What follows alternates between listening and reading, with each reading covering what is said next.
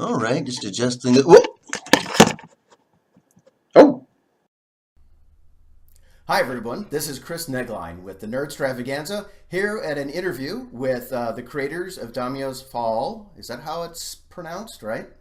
Yes. Yes, great. Which is a very cool deck builder that got funded in under 28 hours over at Kickstarter.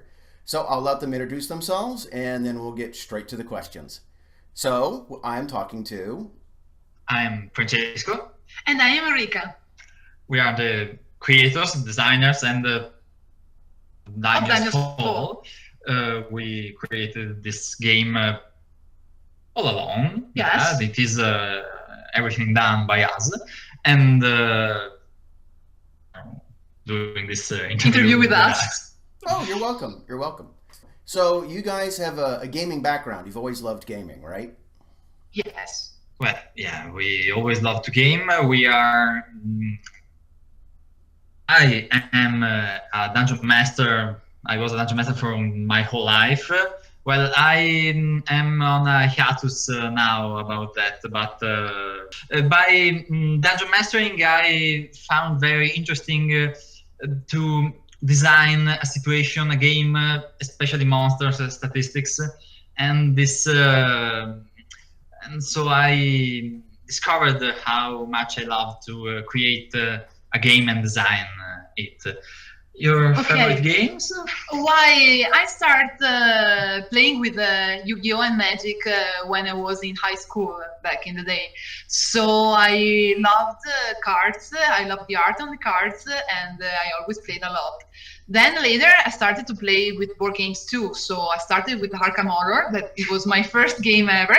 And then I started to play with a lot of other games. Board game? Yeah, yes, my first board game. And this is how it all started. So what deck builders have you guys really liked? We had fun, and from in some way we took inspiration from it. We wanted to make us our first game a deck builder, but with Magic Yu-Gi-Oh feel. So combos with different gameplay, and that's about what was our idea, creating this thing. So what is it about collectible card games and deck building games that you guys enjoy that motivated you to do your own game? Well, to be honest, I'm talking for me, it's about the art and the story that can be built around the game.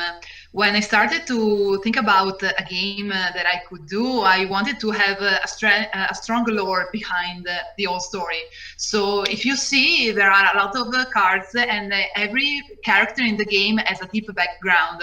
And I'm seeing that even my backers are saying, wow, I saw that there's a lot of lore, and I want to know more about your characters, and this is quite interesting. They are starting to notice the various hints we put in the cards in the description. So also this is connected to this. Yes. This is like we are trying to give something more than just okay, this is the game, buy it and play. Okay, want to create something bigger. Well, that's the dream. And by the way, the art is fantastic on your game. Love the art. Thank you. Thanks a lot. Is that did you two do the art, or did you contract that out, or?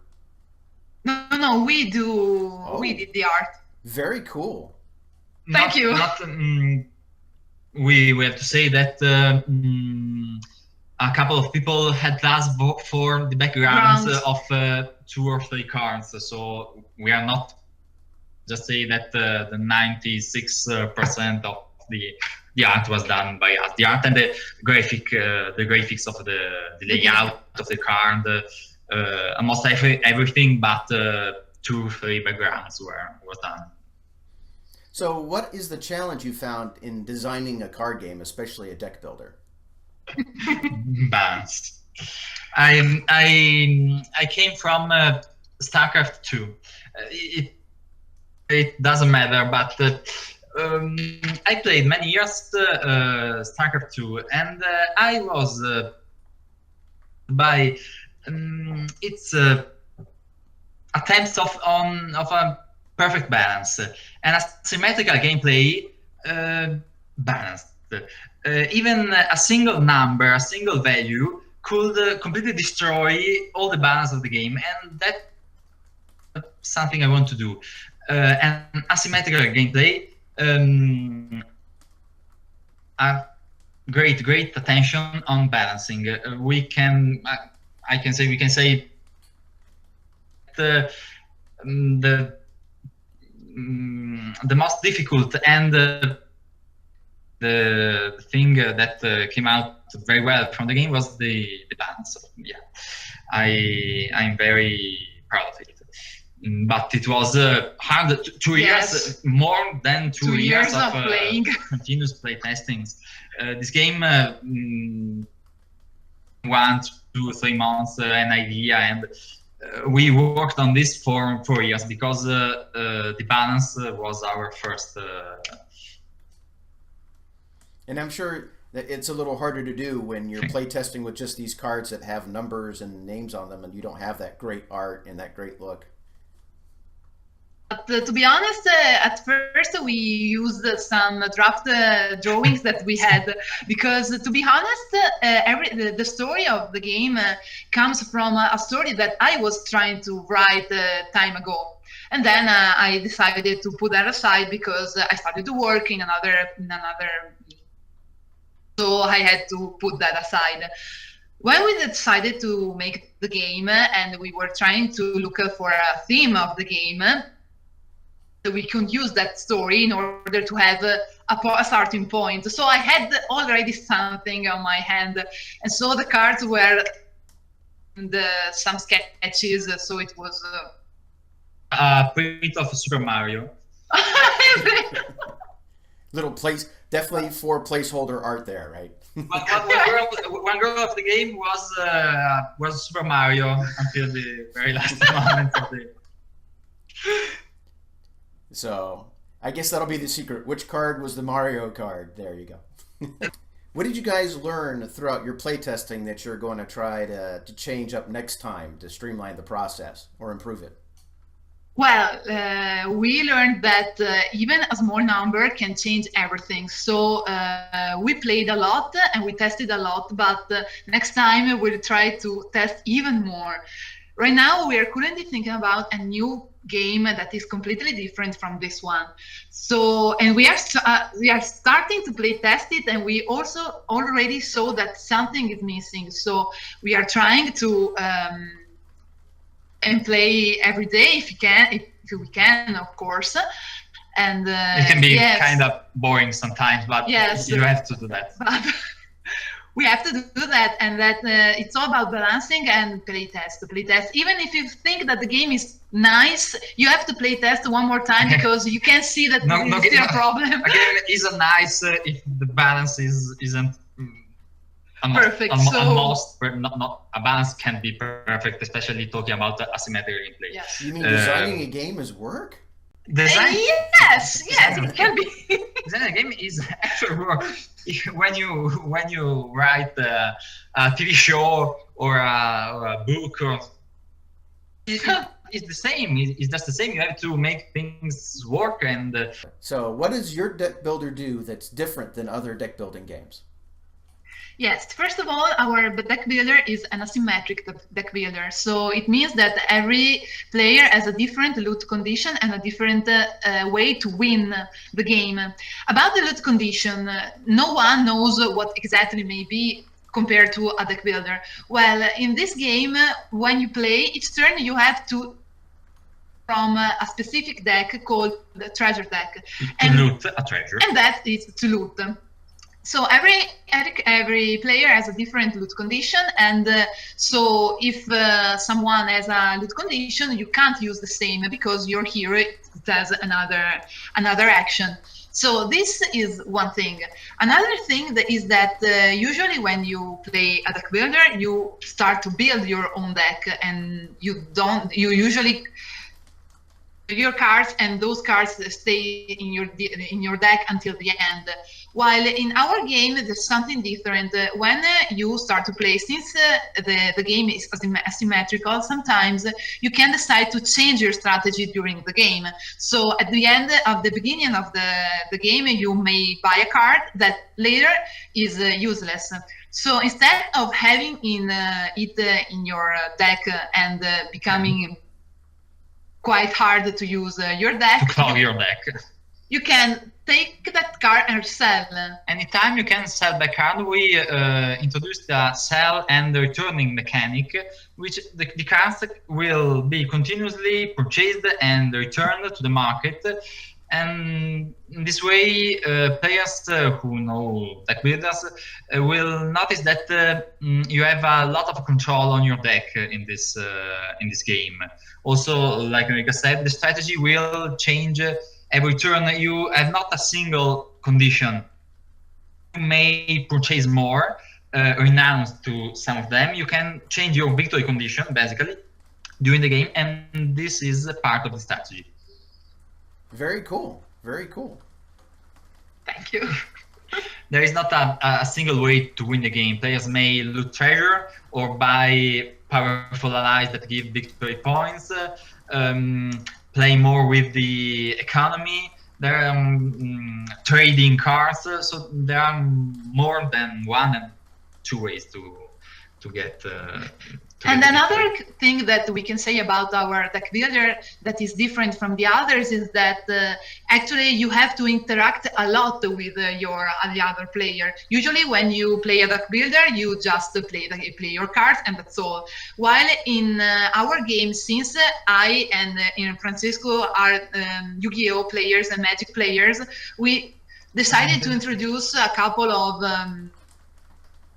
those games, so you more interaction between players. Of course, this was something I really cared about. Okay. So you guys have already funded, and you have a couple weeks left. Yes. So what are the stretch goals you're stretching for at this point? Yeah, we have 2 stretch goals left. The next one will give, well, 2 more cards. But the most interesting thing is the upgrade of components. We'll get a linen and a linen box and linen tokens. Personally, I really like the linen finishing, so I want this stretch goal unlocked. And as I said before, 2 more cards, 2 more regal insignia treasure for who knows what we are talking about.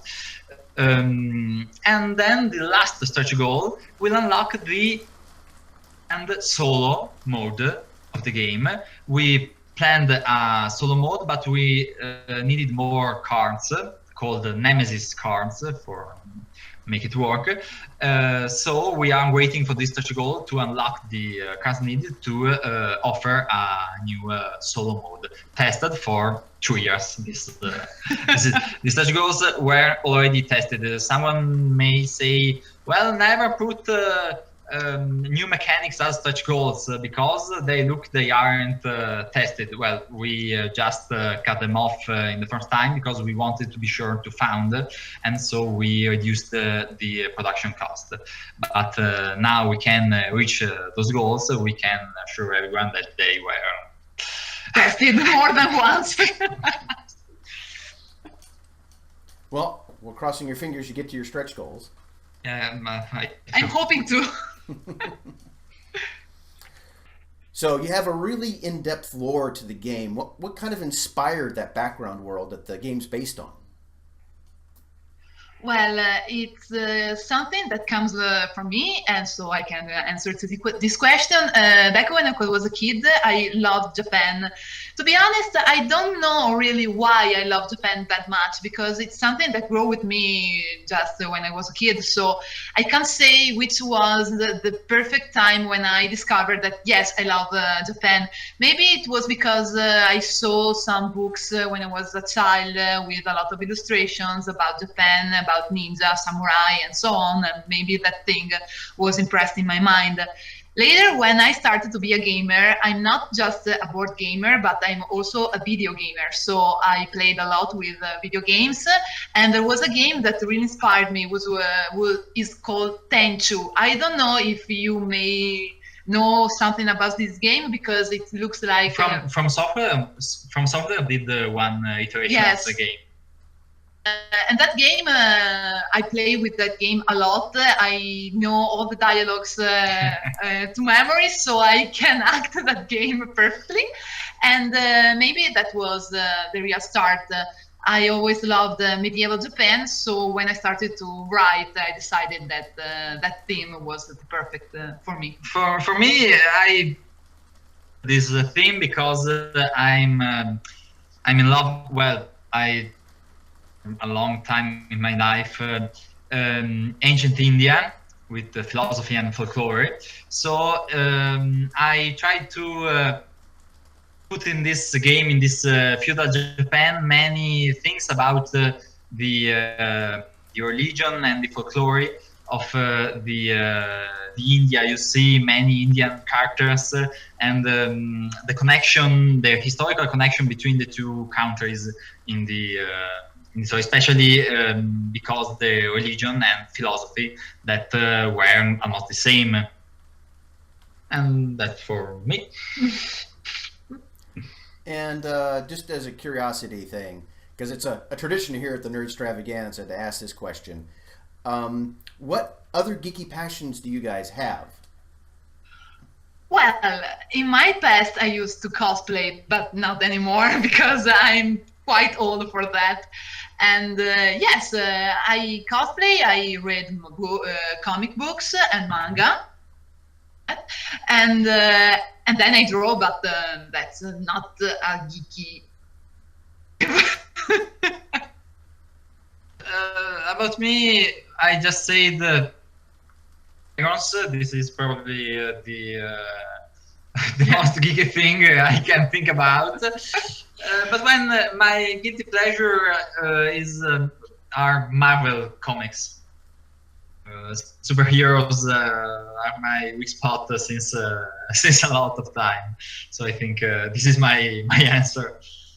So when it comes to the movie theater, you must be all set now, right? He doesn't like Marvel movies. No, I don't like Marvel movies. Okay. I love the comics. I'm not so into Marvel movies, except Spider-Man 2. 2 to me is one of the best movies, superhero movies for sure. I really love that movie. I find it very, very well done, very well written. A lot of quotes, a lot of. Are you talking about the one with Doc Ock in it? Yeah, Ock? yeah. Yeah, that one. That one's classic. That one. I cannot argue with you on that. I might argue with you on a couple other things, but not that. Not that. Okay, so just a quick aside. Have you guys found out what the difference is between gaming in Italy and in gaming in America? I'm curious. Yeah, it is quite different. First of all, what can I say? Here is not so common. Here it is a very geeky, but in the thing. Board gamers are almost unknown and very, very few. Yes. We noticed that in the USA, common for families and Yes. just people to play board games. Here is not. Here is like board games that don't exist, or they are just for kids. So it's very different. We play in Italy. There is Magic and Yu-Gi-Oh, Yes. but nothing more. The board game community is It's very slow. And moreover, there is. I saw that in America there are a lot of conventions dedicated to board games, while here is not. You can see a lot of comics conventions and so on, but it's quite difficult to find a convention about games. It's like the board gamers, the designers try to sneak in the comics conventions because it's where they can have exposure. It's very different. I think we've got all of our questions answered, and it's about time to wrap up. So thank you again for hanging out with us. Thanks a lot, Chris. And I thank you, the listeners, for hanging out with us here at the Nerdstravaganza, brought to you by the Adventure Game Store. Thanks, and have a great day. Bye. Bye. Bye. Thank you.